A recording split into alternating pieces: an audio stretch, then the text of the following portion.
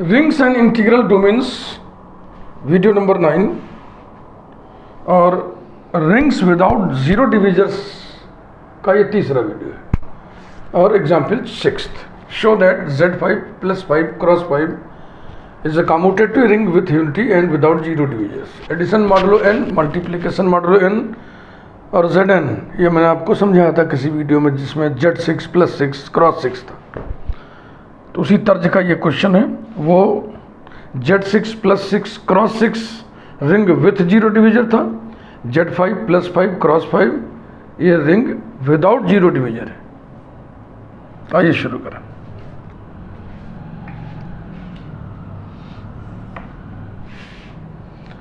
Z5 set of reminders modulo 5, यानी 5 से division करने में, किसी भी इंटीजर में 5 से यदि हम डिवीज़न करें तो रिमाइंडर्स क्या क्या बच सकते हैं, उसी का ये सेट है। 0 बच सकता है, 1, 2, 3 और 4। 5 से ऐसे नहीं बचेगा ना रिमाइंडर। 5 बचेगा तो फिर भाग जाएगा एक बार और फिर 0 आ जाएगा 0। ये and this is proper subset of set of all real numbers. Set को किसी स्टैंडर्ड सेट ऑफ नंबर से कनेक्ट कर देना चाहिए। यदि कनेक्ट हो रहा हो तो इससे फ़ायदा होता है कि कोई नियम कानून अगर इसमें होल्ड कर रहा है किसी ऑपरेशन के रिस्पेक्ट में, तो वही नियम कानून उसी ऑपरेशन के रिस्पेक्ट में इसमें भी इंड्यूस्ड हो जाएगा। लेट नहीं, ये तो फाइनाइट नंबर ऑफ एलिमेंट्स वाला अंडरलाइंग सेट है और एलिमेंट्स की संख्या फाइनाइट के साथ साथ बहुत कम भी है, तो इसमें हम कंपोजिशन टेबल्स की मदद लेते हैं। तो ring exam number 1 claim heading हम डाल देते हैं, Z5 addition modulo 5 is an abelian group.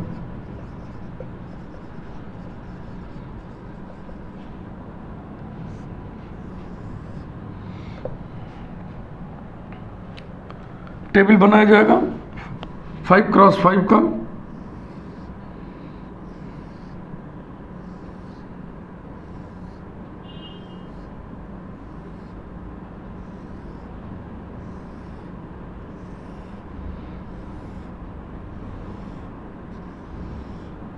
यहाँ पे ऑपरेशन लिखते हैं एडिशन मॉडुलो 5, इसमें ये एलिमेंट्स लिखते हैं। जिस क्रम में ये लिखा हुआ है उसी क्रम में लिखें, जरूरी नहीं है, क्योंकि आप जानते हैं सेट की जो एंट्रीज हैं उसमें क्रम का कोई मतलब नहीं होता है। तो ये 5 एलिमेंट्स हैं, उनको इसमें किसी भी ऑर्डर में आप लिख देना है। तो हम जिस ऑर्डर में दिया उसी ऑर्डर में लिख दे रहे हो, 0, 1, 2, 3, 4। डिसिप्लिन ये है केलेस कंपोजिशन टेबल की कि जिस क्रम में आपने टॉप मोस्ट रो भरा है उसी क्रम में लेफ्ट मोस्ट कॉलम भी भरी है, 0, 1, 2, 3, 4। ग्रुप के न्यूमेरिकल्स में मैं ये बताता हूँ क्रम बदल के, क्योंकि बुक्स में ऐसे लिखा रहा था बच्चों को दिमाग में रहता है कि ऐसे ही लिखना है, तो मैं क्रम बदल देता हूँ और जिस क्रम में यहाँ लिखता हूँ उसी क्रम में यहाँ लिखता हूँ। अब इसके बाद इसको फिलअप करिए। ध्यान रहे, यहाँ पे एक चीज़ मैं लिख दे रहा हूँ, A + B मॉडुलो 5 क्या है, is the remainder when A + B is divided by n। यही है की कॉन्सेप्ट। इसको ध्यान में रखते हुए टेबल को फिलअप करिए। ऐसे ऐसे ऐसे जोड़ते जाइए, जो आए उसमें 5 से भाग देते चलिए, जो शेषफल बचे रिमाइंडर वही लिखते चलिए। 0, 1, 2, 3, 4, 1, 2, 3, 4। ये जोड़ेंगे तो 5 आएगा। 5 में 5 से डिवीजन करने पर रिमाइंडर 0 बचेगा। 2, 3, 4, 5, 5 माने 0 और 6, 6 माने रिमाइंडर 1 बचेगा। 3, 4, 0, 1, 2, 4, 0, 1, 2, 4, 4, 8। 8 में 5 से भाग दोगे तो रिमाइंडर बचेगा 3। ये ऐसे टेबल भरा जाता है। ये देखो, ये इसको पढ़ते हैं टॉप मोस्ट रो या हेडिंग रो या हेड रो, ये रो का हेड है और ये कॉलम्स का हेड इधर है। इसको हेड कॉलम, हेडिंग कॉलम या लेफ्ट मोस्ट कॉलम बोलते हैं। और ये जो रेड कलर से हमने लिखा यही सब टेबल के एंट्रीज हैं। क्या ये सारी के सारे रेड एंट्रीज Z5 के एलिमेंट्स हैं? देख लो, इसमें कोई ऐसा नंबर लिखा है जो Z5 में ना हो ना, सब के सब उसी में। तो ऐसा लक्षण होने पर क्लोजर एग्जाम फुलफिल हो जाता है। Number 1, Z5 is closed with respect to +5 because all the elements of the table या each element of the table belongs to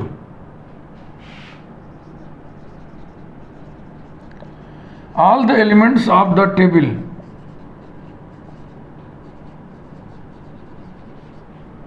belong to the underlying set। एक बार ये वर्ड हम लिख ही दे रहे हैं, underlying set Z5।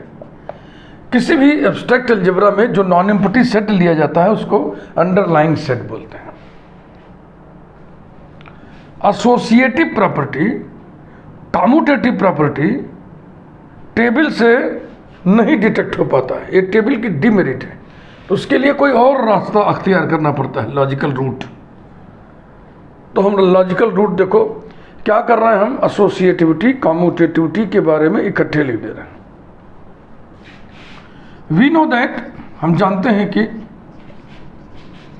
Addition modulo n is associative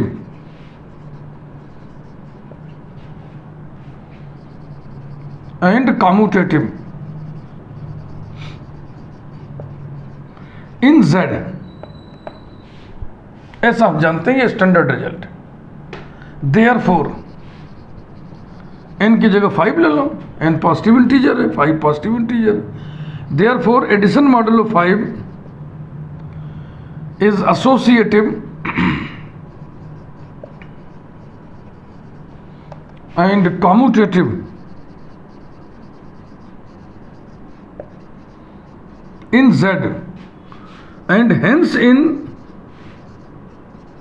Z5 as, जैसा कि Z5 is properly contained in Z। ये इसको चेंज करो भाई, ये जो लिखा है गलत नहीं लिखा है, लेकिन ये जो अडलो मॉडुलो की बतकही होती है ये कैपिटल Z में होती है। तो अगर इस सेट को हमें कनेक्ट ही करना है तो हम कैपिटल Z से कनेक्ट करें। क्यों? क्योंकि मॉडुलो से संबंधित जो रिजल्ट है, स्टैंडर्ड रिजल्ट, वो हमें Z में मालूम है। ये चेंज कर दो, ये वही तर्क हमने दिया यहाँ पे। अब identity with respect to addition modulo 5 table से निकल जाता है, इन्वर्सेस भी टेबल से निकल जाते हैं। आइडेंटिटी निकालने का तरीका ये है, हेड रो जैसा रो ढूंढिए और हेड कॉलम जैसा कॉलम ढूंढिए, दोनों का इंटरसेक्शन जहाँ पे हो रहा है वहाँ पे जो एलिमेंट है वही आइडेंटिटी है। इस जैसा रो फर्स्ट रो है, इस जैसा कॉलम फर्स्ट कॉलम है, दोनों का भिड़ंत यहाँ पे हो रहा है ना। तो यही जो है आइडेंटिटी है। जीरो जो कि Z5 में है, zero belonging to Z5 is the identity. इसी को जीरो ऑफ द रिंग कहते हैं। Is the identity of Z5 with respect to addition modulo 5।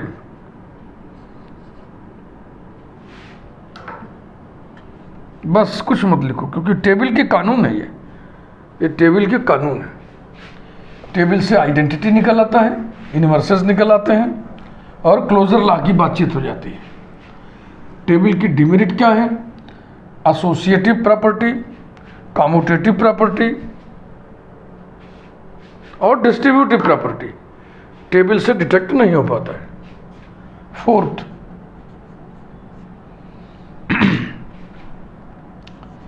Z5 has contains, चलो ऐसे लिखते हैं,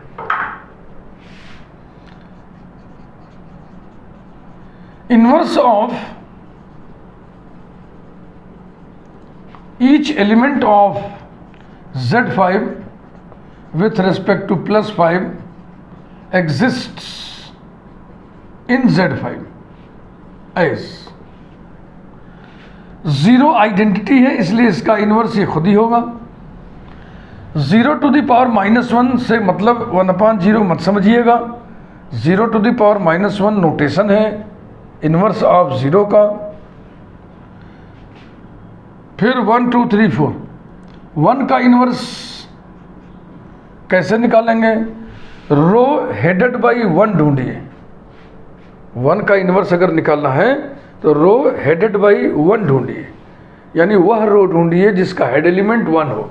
देखो बेटा, ये हेड रो है या टॉप मोस्ट रो है, ये फर्स्ट रो है, ये सेकंड रो है, ये थर्ड रो है, ये फोर्थ रो है, ये फिफ्थ रो है, यही नॉमेनक्लेचर होता है। ये हेड कॉलम है जिसको आप लेफ्ट मोस्ट कॉलम भी कह सकते हैं, ये first column, second column, third column, ये फोर्थ कॉलम, ये फिफ्थ कॉलम है। तो अब देखो, ये फर्स्ट कॉलम में इस एलिमेंट को बोलते हैं हेड एलिमेंट, ये फर्स्ट एलिमेंट, ये सेकंड एलिमेंट, ये थर्ड, ये फोर्थ, ये फिफ्थ। इस वाली रो में, इस वाली रो का हेड एलिमेंट कौन है? इस वाली रो का हेड एलिमेंट वो एलिमेंट है जो इस वाली रो में पढ़ने वाले कॉलम में स्थित हो। तो इस रो का हेड एलिमेंट 3 है।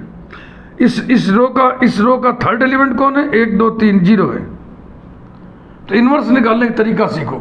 1 का इनवर्स निकालना है तो रो हेडेड बाई 1 ढूंढो, यानी वह रो ढूंढो जिसका हेड एलिमेंट 1 हो। कौन सी रो है? ये वाली है। इस रो में आइडेंटिटी ढूंढो। आइडेंटिटी कौन निकला? 0। ये 0 जिस कॉलम में स्थित है उस कॉलम का हेड एलिमेंट 4। क्या ये 4 Z5 में है? हाँ, यानी 1 का इनवर्स Z5 में एग्जिस्ट कर गया। 2 इनवर्स रो हेडेड बाई 2 ये है, इसमें आइडेंटिटी ये है, इस कॉलम का हेड एलिमेंट 3 है। Inverse of 3 row headed by 3 ये है, इसमें आइडेंटिटी ये है और इसका हेड एलिमेंट 2 है। और 4 इनवर्स इज इक्वल टू 1।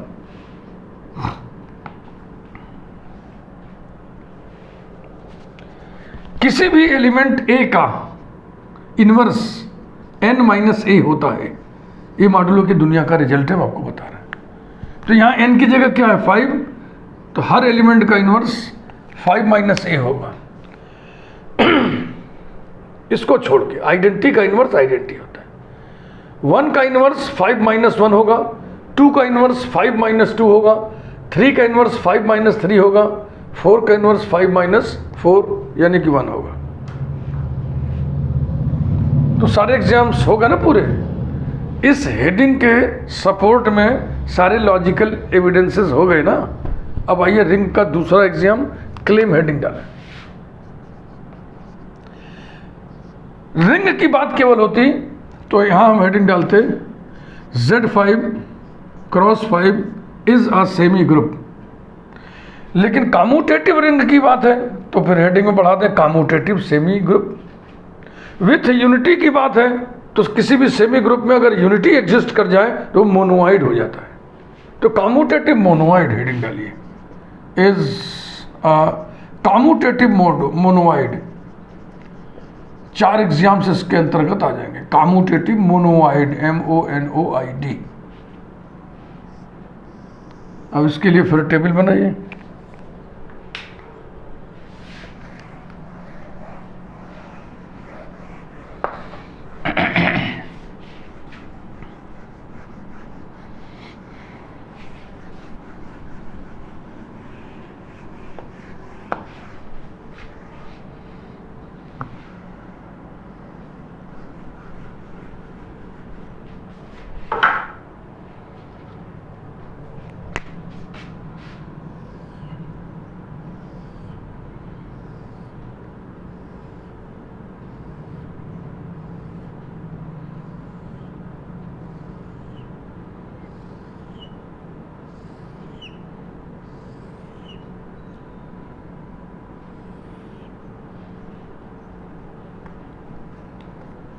यहाँ पे ऑपरेशन लिखा जाएगा, यहाँ सारे एलिमेंट्स होंगे,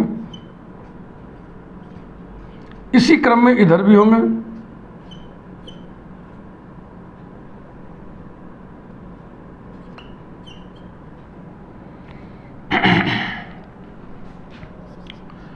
A क्रॉस B मॉडुलो 5 क्या है?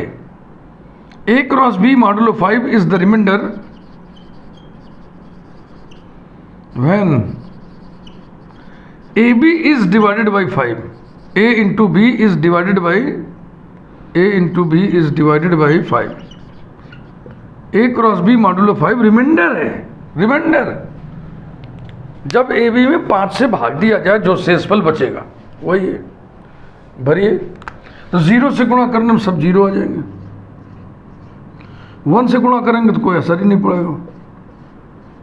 अब 2 से गुणा करेंगे तो 2 इंटू 0 0, 2 1 जा 2, 2 2 जा 4, 2 3 जा 1 और 2 4 जा 3, 2 4 जा 3 होगा ना, क्योंकि 2 4 जा 8, 8 में 5 से डिवीजन करने पर रिमाइंडर 3 आएगा। रिमाइंडर लिखना है सब। और अगर मान लो जैसे कि 2 इंटू 2 4 कैसे हुआ, तो 2 इंटू 2 4 हुआ, 4 में 5 से डिवीजन करेंगे, 0 टाइम्स जाएगा, यहाँ पे 0 हो गया, ये पूरा का पूरा शेष बच जाएगा, रिमाइंडर बच जाएगा। भाजक से छोटी संख्या में भाग नहीं जाता है, शून्य भर जाता है। जिसमें आपको भाग देना है वो भाजक से अगर छोटा है, डिवीजर से छोटा है, तो वही पूरा शेष बच जाएगा।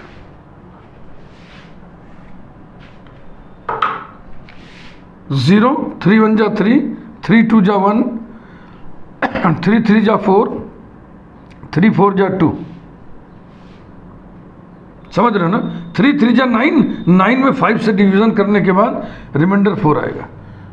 0 4 1 जा 4, 4 2 जा 3, 4 3 जा 2, 4 4 जा 1। तो ये जो ब्लैक कलर से हमने एलिमेंट लिखा हुआ है, ये सारे के सारे Z5 में है कि नहीं? यहाँ मैं Z5 लिख दूँ क्या?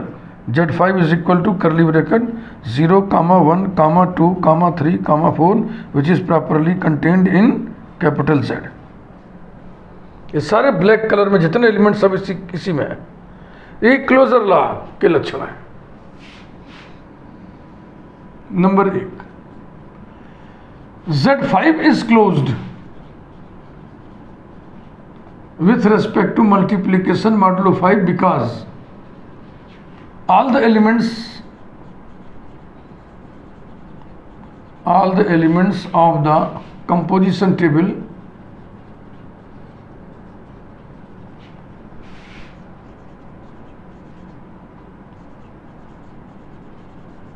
belong to the underlying set Z5। Number 2, monoid के लिए एसोसिएटिविटी चाहिए और कम्यूटेटिविटी के अलग से विशेषण लगा हुआ है, तो दोनों की बात कही इकट्ठे है। We know that multiplication modulo n is associative and commutative in Z। therefore n की जगह 5 लिख दो।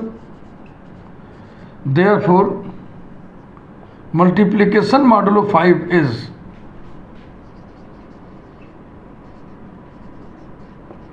associative and commutative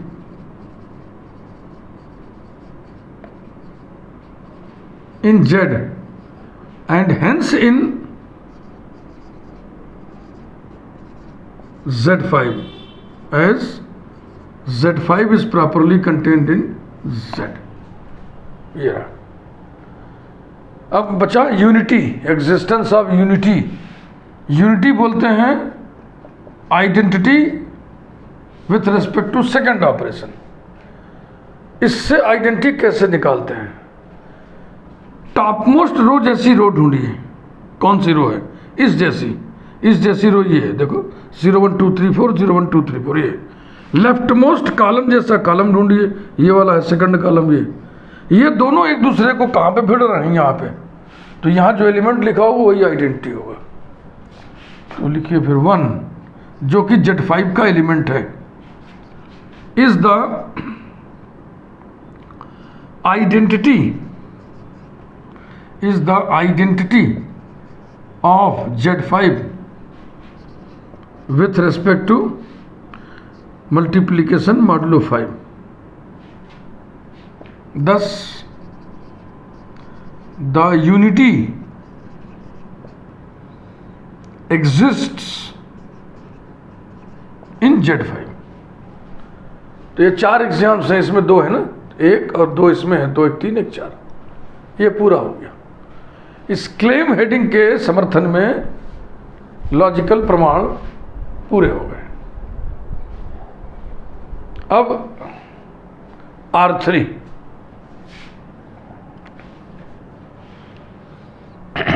claim heading number 3 distributive axiom. तो ये हेडिंग क्लेम नहीं कर रहा है, ये तो बस शीर्षक है। ये जो है ये सेंटेंस क्लेम जैसा है ना, कि दावा कर रहे हैं ऐसा है। कंपोजिशन टेबल से डिस्ट्रीब्यूटिव प्रॉपर्टी के बारे में भी पता नहीं चलता है, तो उसमें वही रास्ता अख्तियार करो जो एसोसिएटिव और कम्यूटेटिव प्रॉपर्टीज के लिए किए थे। वी नो दैट, और जितने भी वी नो दैट हम लिख रहे हैं, ये आपको हमारी अलग प्लेलिस्ट है मॉडुलो वाली, उसमें मिल जाएगा। We know that multiplication modulo n is distributive over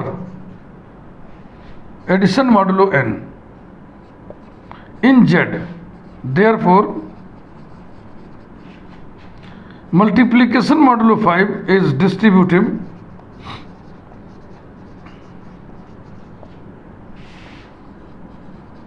over addition modulo 5 in Z and hence in Z5 as Z5 is properly contained in Z। ये हो गया। यहां तक का निष्कर्ष हम लिखेंगे conclusion. Z5 plus 5 cross 5 is a commutative ring with a unity।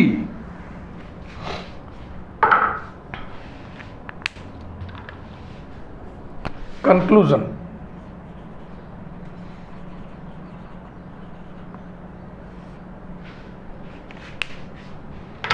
Finally, we conclude that अंततः हम निष्कर्ष निकालते हैं कि finally we conclude that Z5 plus 5 cross 5 is a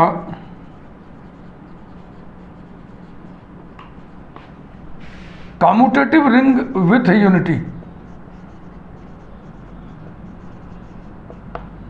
Yeah. This ring is without zero divisors। This ring is without zero divisors because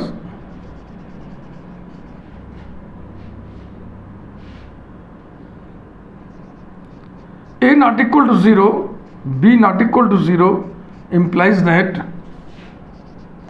A cross B modulo 5 not equal to 0 where A and B belong to Z5। Z5 के non zero element लेने हैं तो 0 छोड़ दो, उसके बाद कौन कौन बचा 1 2 3 4।